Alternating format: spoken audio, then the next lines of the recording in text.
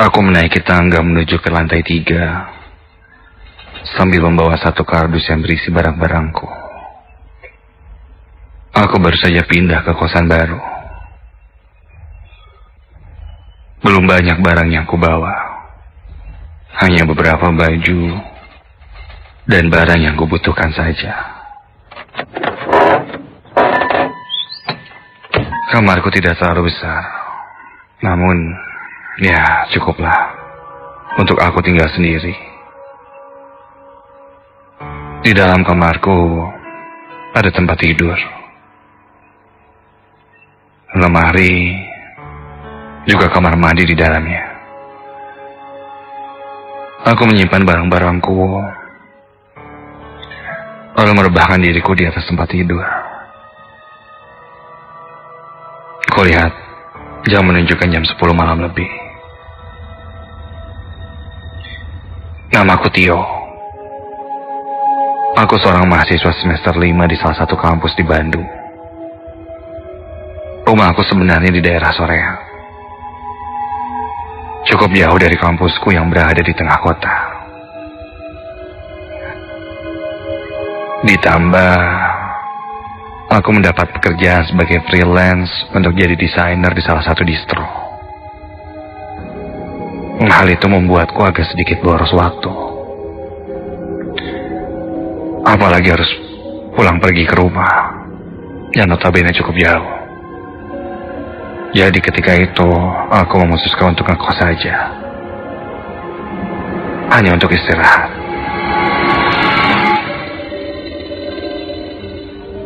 Malam itu pertama kalinya aku tidur di sana.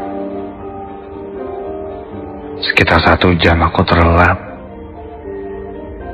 Aku terbangun dengan bunyi bising di kamar sebelahku.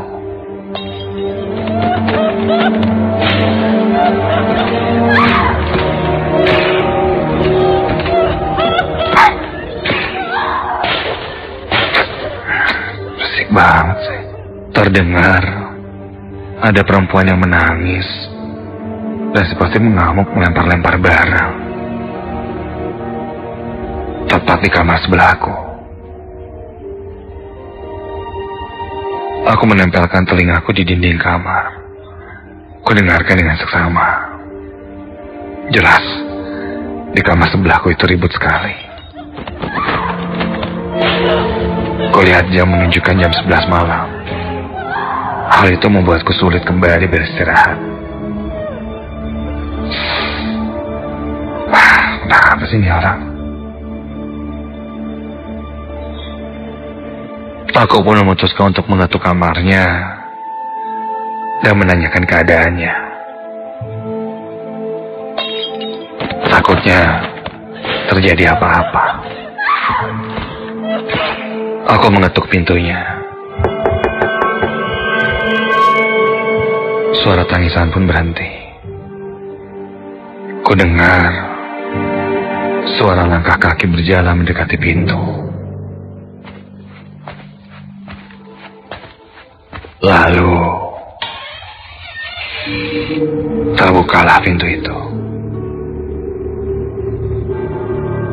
Kulihat seorang perempuan di dalam sana. Di dalam kamar itu sangat gelap. Hanya setengah wajahnya saja yang terlihat karena terhalang oleh pintu. Dia memakai kardigan berwarna merah marun yang menutupi dasternya yang berwarna putih.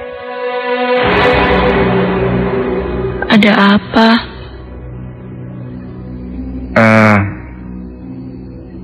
Kamu nggak apa-apa? Enggak kenapa-napa. Tunggu. Aku Tio. Aku tinggal di sebelah kamar kamu. Tadi aku dengar kamu nangis, terus ada suara-suara benda dibanting gitu. Ya, aku takut kamu kenapa-napa sih. Maaf ya, udah malam. Apa nih orang? Dia menutup pintunya. Ya sudahlah. Yang penting suara itu sudah hilang. Aku pun kembali ke kamar dan tertidur.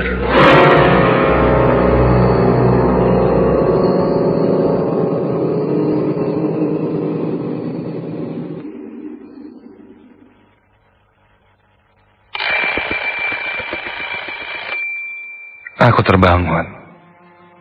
Tidurku cukup nyenyak malam itu. Kubuka jendela kamarku. Ternyata di belakang kamarku itu sungai. Aku terduduk di atas tempat tidurku sambil melihat ke handphone. Sudah jam 8 pagi. Namun langit masih mendung. Aku sempat melamun sejenak dan terpikir, perempuan di kamar sebelahku itu.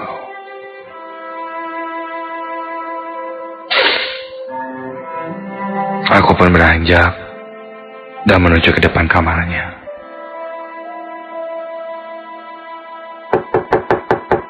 Halo? Permisi.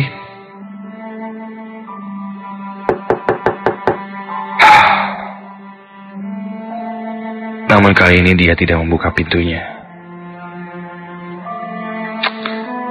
Hari pun berlalu.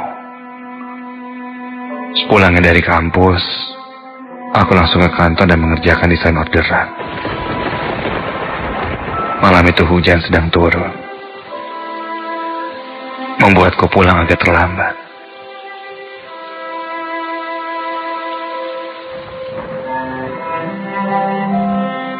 Setelah hujan agak reda, aku pun pulang.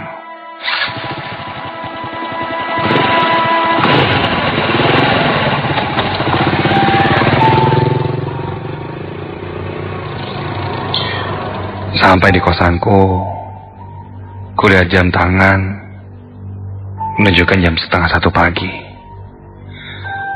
Mataku sudah mulai mengantuk. Aku berjalan menuju tangga naik ke lantai 3. Belum sampai ke lantai 3, langkahku terhenti. Di sana duduk perempuan yang sepertinya aku tahu perempuan itu. Dari kardigan marun yang dia pakai, itu perempuan yang kemarin di kamar sebelahku. Dia sedang duduk di salah satu anak tangga. Hei, kamu lagi apa? Dia melihatku. Matanya sembab. Habis menangis. Dia lalu membasuh air matanya dan tersenyum padaku. Lalu berdiri dan berjalan ke kamarnya. Aku lantas menyusulnya. Sebelum dia masuk ke kamar,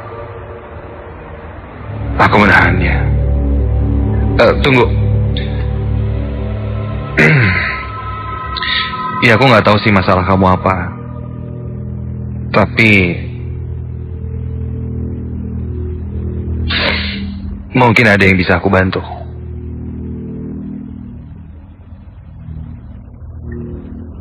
Dia menatapku agak lama. Wajahnya cukup cantik.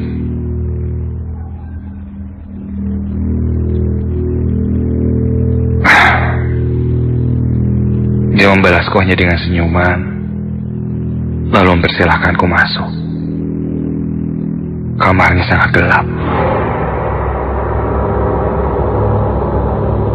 Jendelanya tertutup. Dia menyalakan lilin di beberapa sudut ruangan, sehingga ruangan ini pun terang meremang. Kulihat di sekelilingnya,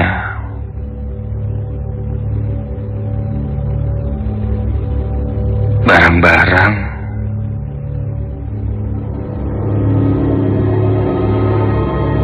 masih tersusun rapi. Sepertinya dia sudah membereskannya. Aku pun memulai percakapan. Kenapa gelap kamarnya? listriknya dimatikan sama yang punya kosan. Oh, kamu nunggak bayar kosan? Enggak juga sih. Oh, kemarin kan kamu nangis tuh. Terus aku dengar lempar-lempar barang. Sampai aku kebangun loh. Makanya semalam aku ngetuk kamar kamu. Sorry ya. Oh, maaf ya kalau kamu jadi keganggu. Iya nggak apa-apa kok. Kamu lagi ada masalah ya? Sorry, aku tanya-tanya kayak gini. Kamu pernah sakit hati? Iya pernah lah. Jangan bilang kamu lagi sakit hati ya. Aku sakit hati sama satu laki-laki. Dia mutusin hubungan dan gak bertanggung jawab. Hah? Maksudnya? Dia ngebiarin aku sendirian di sini. Kesepian. Oh, ya udah, kamu nggak usah ngerasa kayak gitu lagi sekarang.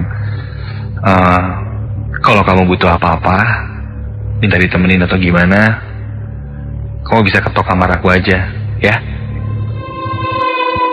Beneran? Gak apa-apa kalau aku nanti tiap malam ketok kamar kamu? Ya nggak apa-apa lah. Santai, janji nanti aku bakal bukain pintu, temenin kamu. Oh ya, nama kamu? Aku Nita. Oke, Nita. Kayaknya udah malam nih. Aku balik ke kamar dulu ya. Nanti kabarin lagi aja, oke? Makasih ya, Tio. Dia pun tersenyum dan mengantarkanku sampai pintu. Aku pun kembali ke kamar. Permasalahan cinta memang selalu begitu. Bahkan bisa membuat orang sampai depresi seperti itu. Untung saja aku sudah melewati hal-hal seperti itu.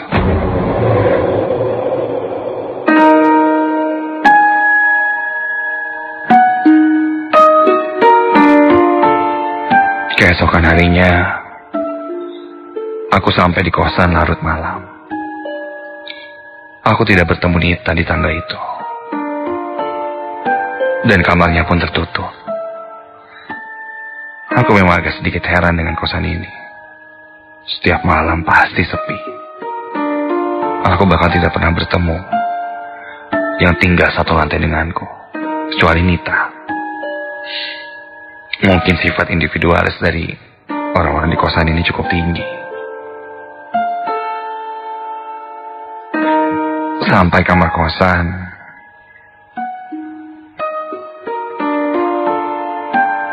aku pun ingin segera mandi. Namun, loh, kok nggak ada air sih? Apaan nih? Oh, mati airnya. Air di kosanku mati. Segera aku turun ke bawah untuk komplain ke penjaga kosan. Ya memang setiap malam selalu ada berjaga di dekat pintu depan. Aku tidak begitu kenal juga dengan penjaga kosan itu. Sampai di lantai bawah, aku lihat dia tertidur di kursi dengan TV yang menyala menyiarkan pertandingan sepak bola. Dia malah tidur. Pak, bangun Pak. Pak, bangun. Dia terbangun kaget. Bapak malah tidur. Itu air di kamar saya mati Pak, di lantai 3. Dia pun manggut-manggut dan berkata segera akan mengeceknya. Tolong Pak ya dicek. Sekarang air mati. Nanti jangan-jangan kayak kamarnya Nita, sampai listrik juga mati. Begitu kataku pada bapak itu sambil pergi. Tiba-tiba bapak itu menarikku. Nita yang di lantai 3. Iya pak, yang cewek. Emangnya ada lagi? Kang, di sini mah kosannya laki-laki semua. Dulu sih emang ini kosan perempuan. Tapi semenjak ada kasus bunuh diri yang itu, sering banget anak-anak perempuan yang tinggal di sini pada kesurupan, pada pindah. Sekarang makanya dirubah jadi kosan laki-laki. Oh gitu. Jadi kamar yang sebelah kamar saya itu mungkin kamar pacarnya si Nita itu ya pak? Katanya sih dia dibiarin sendirian gitu di sana. Mana listriknya dimatiin lagi? Bukan Kang. Justru yang bunuh dirinya itu namanya Nita. Kejadiannya sudah setahun yang lalu. Astaga. Mendengar itu kakiku langsung lemas. Tanpa banyak bicara lagi, aku segera kembali ke kamarku. Aku sedikit tidak percaya apa yang kudengar dari bapak penjaga kosan itu. Jelas sekali, aku mengobrol dengan Nita. Aku kembali ke lantai 3. Melewati kamar Nita yang pintunya tertutup. Dan tidak ada suara sedikit pun. Bergegas aku langsung masuk ke kamar, mengunci pintu dan menyelimuti diriku. Badanku tiba-tiba saja saat itu panas dingin. Apa aku kemarin mengobrol dengan hantu? Sampai malam pun semakin larut. Entah kenapa aku susah sekali untuk tertidur. Seakan takut terjadi hal yang tidak kuinginkan. Saat itu jam menunjukkan jam 1 pagi. Karena susah tidur, aku matikan lampu kamar dengan harapan aku bisa tidur. Setelah mematikan stop kontak lampu, aku pun kembali lagi ke tempat tidur. Baru saja aku menarik selimutku.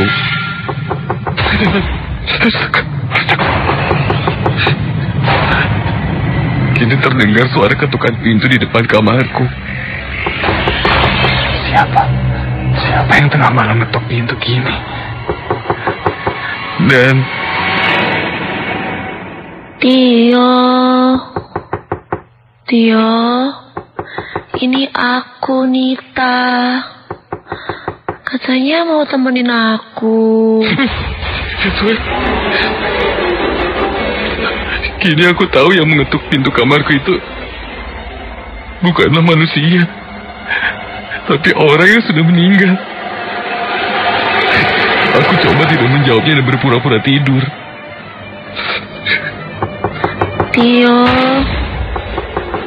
Tio, buka pintunya.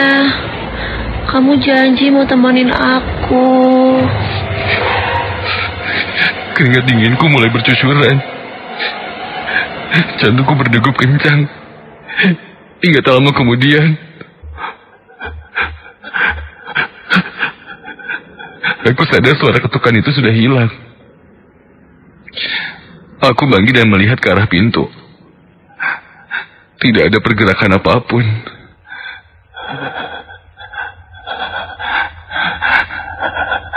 Aku masih ketakutan. Suasana terasa hening kembali. Aku coba menenangkan diri.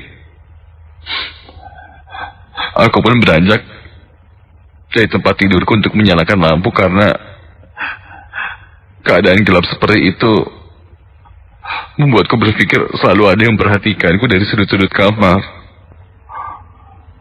Ku nyalakan stop kontak lampu itu kembali dan kamar pun menjadi terang.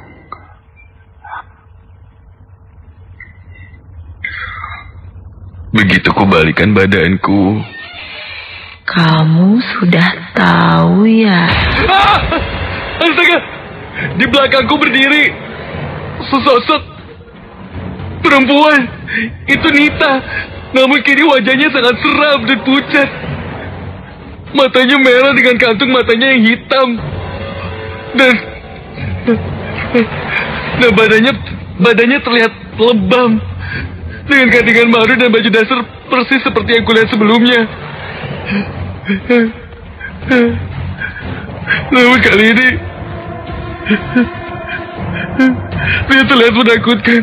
Kukunya menghitam, badannya seperti membusuk dengan bau busuk yang menyengat hidung. Dia menangis sambil terus menatapku. Dia mulai melangkahkan kakinya mendekatiku. Seketika itu juga aku langsung berlari keluar dari kamarku, menuju ke bawah ke ruang penjaga kosan.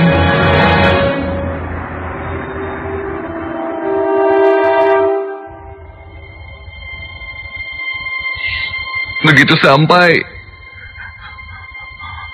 aku yang terlihat panik langsung bercerita apa yang kualami tadi. Penjaga kosan itu coba menenangkanku.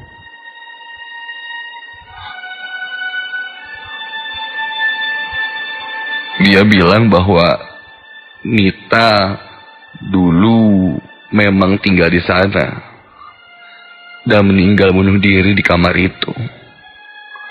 Kabar yang beredar, dia bunuh diri dalam keadaan hamil dan pacarnya tidak bertanggung jawab. Karena stres dan depresi, akhirnya dia mengakhiri hidupnya dengan gantung diri di kamar itu.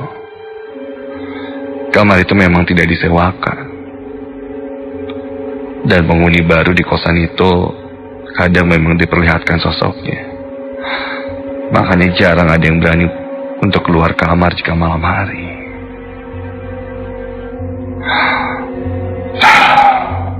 Mengetahui itu, bulu kuduku tidak henti-hentinya berdiri. Beberapa hari kemudian, aku masih tinggal di kosan itu. Sebelum akhirnya aku pun pindah.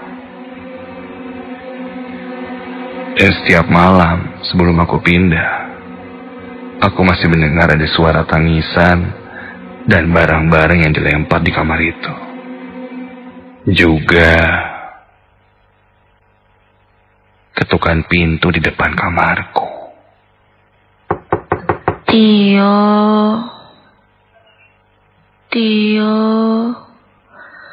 katanya mau temenin aku.